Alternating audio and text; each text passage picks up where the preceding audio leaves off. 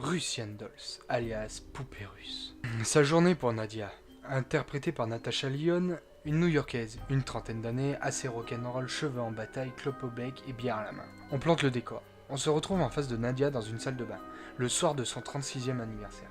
Tout se passe bien, jusqu'au moment où elle se fait renverser par un taxi, pour se retrouver à son point de départ, la salle de bain et sa soirée d'anniversaire. Complètement sous le choc, Nadia tente par tous les moyens d'échapper à cette boucle infernale, ce qui l'amène à mourir à chaque fois. Après moult morts, elle se met à enquêter. A-t-elle fumé un mauvais joint?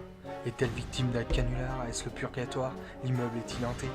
Ceci est l'intrigue de cette comédie dramatique.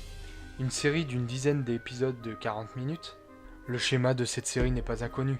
Nous le connaissons déjà dans Un jour sans fin ou Edge of Tomorrow. Ce qui donne le petit plus à cette série, c'est les personnages attachants. Avec Maxine, la folle, la copine à Nadia. John, un ex-copain à Nadia qui est un peu collant. Et Alan, le maniaque, qui a peur de l'abandon. Et d'autres que je passe qui sont complètement loufoques.